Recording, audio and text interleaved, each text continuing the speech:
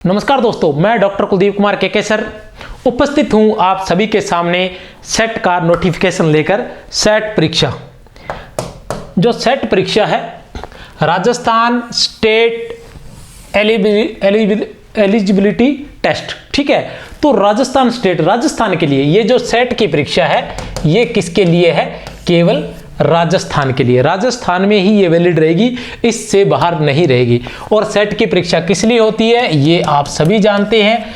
Assistant professor की तैयारी करने वाले विद्यार्थी जो राजस्थान में असिस्टेंट प्रोफेसर बनना चाहते हैं उनके लिए यह है ये सेट। वैसे जिन लोगों की नेट हो चुकी है वो तो पूरे भारत में कहीं भी असिस्टेंट प्रोफेसर की परीक्षा में बैठ सकते हैं, कॉलेज व्याख्याता की परीक्षा में बैठ सकते हैं या कॉलेज व्याख्याता बन सकते हैं पूरे भारत में कहीं भी। लेकिन सेट वाले जो है वो उसी राज्य में, अर्थात अपने जो सेट निकली है राजस्थान में उसमें जो सफल होंगे वो राजस्थान की परीक्षा में ही कॉलेज लेवल की कॉलेज व्याख्याता या असिस्टेंट प्रोफेसर की जो परीक्षा होगी उसमें सेट वाले ही बैठ सकते हैं, अर्थात सेट और नेट दोनों। अब सेट के बारे में आज इतने दिनों बाद क्यों हूं? क्योंकि 2 दिन बाद ही इसकी लास्ट डेट है। क्या है लास्ट डेट इसकी? 11 फरवरी। क्या है? 11 फरवरी इसकी लास्ट डेट है। 11 फरवरी 2023 तक इसके फॉर्म भरे जाएंगे। तो आप अगर कोई रह गया है तो जरूर भर दें फॉर्म इसका। अब फॉर्म से बात आती है, फीस थोड़ी सी ज़्यादा जरूर है लेकिन फिर भी कोई समस्या नहीं है। अब क्या आता है इसके बारे में हम देखते हैं। ये देखिए, ये इसके दे रखे हैं सब्जेक्ट कोड। जो इसकी वैकेंसी निकली है, इसकी जो सूचना आई है उसके अंदर सबसे पहले क्या दे रखा है, ठीक है, ये है इसकी सब्जेक्ट कोड। ये सब्जेक्ट कोड दे रखे हैं। कौन कौन से सब्जेक्ट है? केमिकल साइंस है, कॉमर्स है, कंप्यूटर साइंस है, अर्थ साइंस है, इकोनॉमिक्स है, एजुकेशन है, history, home science, law, life science, management, mathematical science, political science, population studies, psychology, public administration, Rajasthani भी है भैया, संस्कृत, उसके अलावा कौन से हैं? इंग्लिश है, एनवायरमेंटल साइंस है, ज्योग्राफी है, हिंदी है, हमारी प्यारी हिंदी है, फिलोसफी है, उर्दू है, सोशियोलॉजी है, म्यूजिक है, फिजिकल एजुकेशन है, विजुअल आर्ट्स है और फिजिकल साइंस है। फिजिकल एजुकेशन है और फिजिकल साइंस है, ये सभी इसके सब्जेक्ट है। इन सब्जेक्ट के कोड भी दे रखे हैं। और एक पॉपुलेशन स्टडीज है जिसका कोड यहां दे रखा है। कंडीशन ऑफ एलिजिबिलिटी क्या है? 55%। जनरल और जो इसकी योग्यताएं हैं वो क्या है?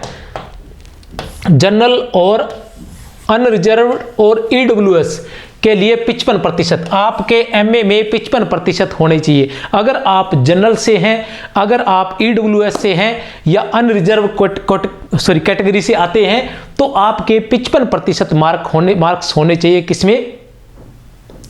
स्नातकोत्तर में, एमए में। अब एमए की समस्या ये है कि अगर आप एमए में अपीयरिंग है, अगर आपकी एमए एम को मतलब पीजी डिग्री अगर आपकी चल रही है तो भी आप सेट की परीक्षा में बैठ सकते हैं। क्यों बैठ सकते हैं? क्योंकि इसमें 2 वर्ष का समय होता है कि 2 वर्ष के अंदर अंदर आप वह परीक्षा उत्तीर्ण कर सकते हैं। अगर 2 वर्ष में आपने उत्तीर्ण कर ली है तो आप वैलिड होगी। इसके अलावा यह भी होता है कि इनके लिए 55% जरूरी है। और SC ST और अन्य कैटेगरी के लिए, SC ST और PWD इन कैटेगरी के लिए क्या रहेगा? 50%। इनके लिए क्या रहेगा? पीजी में 50% रहेगा। तो अपने बात कर रहे थे कि 2 वर्ष अगर आप पीजी कर रहे हैं तो भी आप कर सकते हैं, लेकिन 2 शर्तें रहती है कि जब असिस्टेंट प्रोफेसर का फॉर्म भर रहे हैं तब आपकी पीजी कंप्लीट होनी चाहिए। ऐसी स्थिति जरूर है। तो ऐसी स्थिति के अंदर आप ये अगर पीजी कर रहे हैं तो भी कर सकते हैं क्योंकि यह बहुत ही महत्वपूर्ण डिग्री है। अब इसके साथ साथ एक बात और बता देना चाहता हूँ कि मैंने कोई वीडियो देख रहा था तो उसमें ये लिखा हुआ आया था कि जो लोग नेट कर चुके हैं उनको फिर नहीं करनी चाहिए, सेट की परीक्षा नहीं देनी चाहिए, या जो लोग एक बार नेट कर लेते हैं उनको फिर से नेट नहीं करनी चाहिए, दूसरों को मौका देना चाहिए। तो मैं आप लोगों को बता देना चाहता हूं कि जब हम मौके की बात करते हैं तो क्या होता है कि मौका कमजोरों को दिया जाता है, या जो कमजोर लोग होते हैं वो मौका मांगते हैं। जो दम रखते हैं वो मौका छीन लेते हैं, मौका बना लेते हैं जो दम रखते हैं। और कंपटीशन एक ऐसी चीज है उसमें दम रखने की जरूरत है। मौका छीनने वाले चाहिए, मौका मांगने वाले नहीं चाहिए। भीख में मौके जो मांगते हैं वो कामयाबियां हासिल नहीं कर पाते हैं। ये बात आप लोग ध्यान रख लेना। कोई कंपटीशन दे रहा है उसको देने दो। एक बार नेट कर रहा है, 2 बार कर रहा है, 3 बार कर रहा है, 4 बार कर रहा है, क्योंकि यह एक ऐसी चीज है, हमें यहां दानी नहीं बनना है किसी को। भलाई का काम, भलाई की जब बात आती है तो भलाई का कोई अंत नहीं है। भलाई का तो यह भी है कि मैं पढ़ लिया, अब मैं अगर नौकरी का फॉर्म भरूंगा, मैं लगूंगा तो एक की सीट खाऊंगा, तय है। अगर मैं कहीं नौकरी लगता हूं तो यह तय है कि मैं किसी एक की सीट तो खा ही रहा हूं, एक सीट तो ले ही रहा हूं। अगर मैं वो छोड़ दूं तो कोई और हो जाए तो कितनी बड़ी भलाई हुई। तो सबसे पहले ये भलाई करो ना, पढ़ना नहीं पड़ेगा, परेशानी नहीं होना पड़ेगा, ये भलाई कर दो बस, ठीक है। तो भलाई का कोई अंत नहीं होता। और ये परीक्षाएं इसलिए होती है कि जितनी भी आपके सब्जेक्ट से संबंधित है, आप अगर हिंदी से तैयारी कर रहे हो तो हिंदी सब्जेक्ट से संबंधित जितनी भी परीक्षाएं, जैसे SI की है, तृतीय L2 की है, असिस्टेंट प्रोफेसर की है, नेट की है, सेट की है, TGT, PGT, KVS, जितनी भी परीक्षाएं हैं, सेकंड ग्रेड है, व्याख्याता है, जितनी भी परीक्षाएं हैं, आप सभी परीक्षाएं दीजिए। इससे क्या रहता है कि एक तो आपको परीक्षा का अनुभव होता है, एक क्या होता है कि बिना दबाव के हमारी स्पीड नहीं बनती है, और इससे क्या होता है कि हम उस अपने पाठ्यक्रम को स्पीडली कवर कर जाते हैं, स्पीड से पढ़ जाते हैं, जल्दी जल्दी में हम उसको याद कर लेते हैं। तो इस तरह से क्या होता है कि जैसे मान लो मुझे स्कूल व्याख्याता बनना है, मेरा टारगेट ये है, लेकिन मैंने देखा कि अभी स्कूल, या मेरा टारगेट ये है कि असिस्टेंट प्रोफेसर बनना है। अब असिस्टेंट प्रोफेसर की भर्ती कब आएगी ये तो मुझे ज्ञात नहीं है, लंबा समय लगता है हर बार भर्ती आने में। तो जब तक भर्ती आती है तब तक मैं क्या करूं? क्या मैं सिर्फ असिस्टेंट प्रोफेसर की तैयारी करता रहूं बैठा बैठा और कोई कंपटीशन न दूं? कंपटीशन में क्या नया आया है, किस तरह के प्रश्न आने लग गए हैं उस सब्जेक्ट में, अब नया क्या हो गया, इसके लिए मुझे क्या करना पड़ेगा? इसके लिए मुझे परीक्षा देनी होगी। तो कौन सी परीक्षा दे सकता हूं मैं? एक नेट की परीक्षा दे सकता हूं जो रेगुलर होती है, उसको देता रहूंगा। जैसे मुझे लगा कि सेकंड ग्रेड का एग्जाम आया है, सेकंड ग्रेड की परीक्षा दे सकता हूं सब्जेक्ट की। फिर हिंदी व्याख्याता का आया, स्कूल व्याख्याता का, उसकी भी दे सकता हूं, ठीक है। सेट की परीक्षा उसकी भी दे सकता हूं, क्योंकि मैंने अपने आप को अपना सब्जेक्ट तैयार करना है बार बार, और अपने आप को साबित करना है कि मैं हाँ तैयार हूं उस चीज के लिए। और मैंने प्रश्नों की क्वालिटी भी, और वो किस प्रकार के प्रश्न आने हैं, उनकी वैरायटी भी देखनी है। तो इसलिए परीक्षा देते रहना चाहिए, इससे कोई समस्या नहीं आने वाली है। अगर भलाई करनी है तो आप लगने के बाद भी कर सकते हैं, भलाई की बात है तो।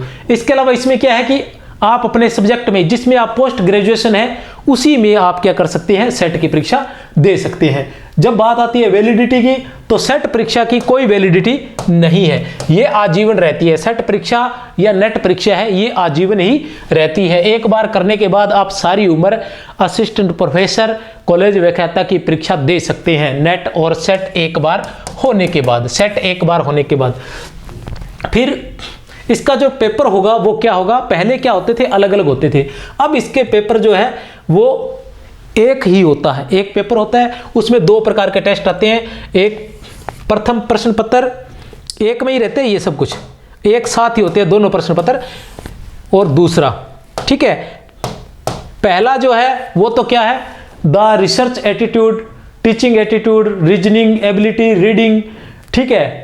और ये मतलब ये जो फर्स्ट पेपर रहता है वो इस प्रकार पर्यावरण से संबंधित है, जनरल से संबंधित है, मेंटेबिलिटी से संबंधित है, थोड़ा बहुत मैथ के क्वेश्चंस भी हो सकते हैं, इस प्रकार रहता है। और दूसरा जो रहता है वो सब्जेक्ट बेस होता है। तो ये कितना, इसमें कितने 100 प्रश्न आते हैं, 200 अंक के, प्रत्येक प्रश्न 2 अंक का रहता है। इसमें 50 प्रश्न आते हैं, ठीक है। अब इसमें क्या रहता है, ये दोनों कुल कितने प्रश्न का, 150 प्रश्न होते हैं और 300 अंक का ये रहता है। दोनों ही प्रश्न पत्र जो है वो बहुत महत्वपूर्ण है, और दोनों के बीच में कोई गैप नहीं आता। दोनों के लिए कुल 180 मिनट या 3 घंटे आपको प्राप्त होंगे। 180 मिनट या 3 घंटे आपको प्राप्त होंगे। 150 प्रश्न का होगा, मुख्य रूप से आपका सब्जेक्ट रहेगा। आपकी सब्जेक्ट में बहुत अच्छी पकड़ होना जरूरी है, और वैसे लंबा चौड़ा परेशान होने की जरूरत नहीं है। कोई भी किताब उठाइए नेट सेट से नेट की, क्योंकि इन दोनों का पाठ्यक्रम एक जैसा ही है, इसलिए कोई भी नेट की किताब उठा लीजिए और आप उससे सिलेबस उठाइए और सिलेबस के अनुसार उसको कवर कीजिए, बस इतना सा। ज़्यादा किताबों के चक्कर में मत फंसिए अगर करना चाहते हैं, ठीक है। प्रत्येक प्रश्न 2 अंक का है, कोई समस्या नहीं है, और इंग्लिश और हिंदी दोनों में आएगा। उसके अलावा नो नेगेटिव मार्किंग, इसमें क्या है, कोई नेगेटिव मार्किंग नहीं है, किसी प्रकार की कोई नेगेटिव मार्किंग नहीं है। आप आराम से 150 के 50% कर सकते हैं। अगर सभी प्रश्न कर सकते हैं कि आ गया तो ठीक है, ना सही तो तुक्का ही सही, ठीक है, कुछ न कुछ तो होगा ही होगा, ठीक है। उसके बाद है विकल्प वाला होगा, कोई समस्या नहीं है, विकल्प होंगे, ए बै सै दै होंगे, आप उसमें से एक देख सकते हैं।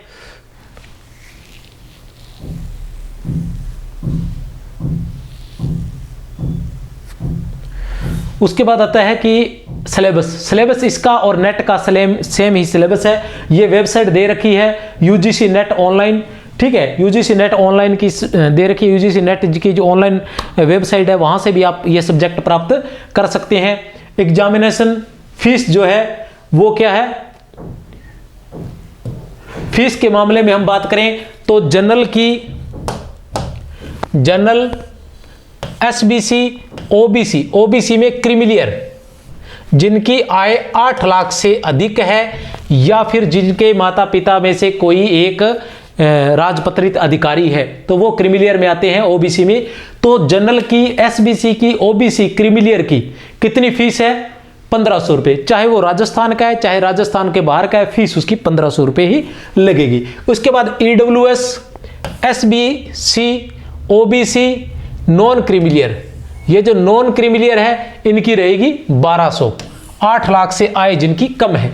ये क्रीमिलियर 8 लाख से अधिक आय वाले, ये 8 लाख से कम आय वाले। उसके बाद एससी और एसटी की जो है, इसके अलावा ऑल द पीएच कैंडिडेट, इनकी केवल 750 रुपये फीस है। फीस 1500, 1200 और 750, मतलब जनरल के जो कैंडिडेट है या ओबीसी के जो क्रीमिलियर है उनके लिए 1500 रुपये हैं, और उसी तरह जो ओबीसी के या एसबीसी के जो नॉन क्रीमिलियर है उनके लिए 1200 रुपये है, एससी, एसटी और पीएच के लिए 750 है, ठीक है। उसके अलावा इसकी जो फॉर्म भरने की लास्ट डेट है वो 11 है। अच्छा, एक बात और प्रतिशत की बता देना चाहता हूँ कि वही विद्यार्थी जैसे जनरल के हैं तो जिनके 55%, 55 का मतलब 55 होने चाहिए, 54.99 भी नहीं चलेगा, ठीक है, 54.99 भी नहीं चलेगा। 55 का मतलब यह है कि 55 ही होने चाहिए, नीचे नहीं, ऊपर जितना मर्जी हो जाए। और एससी एसटी के लिए 50 होना जरूरी है।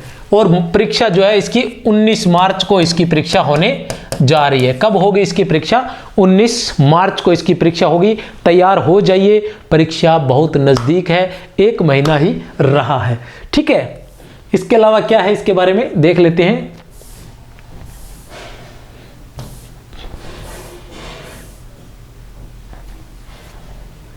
ठीक है, वेबसाइट पर जाकर आप सिग्न कर सकते हैं, फॉर्म भर सकते हैं। तो तैयार हो जाइए सेट की परीक्षा के लिए। सेट की परीक्षा अवश्य दें, अगर आपने नेट की है तो भी आप ये परीक्षा दे सकते हैं। तैयार हो जाइए।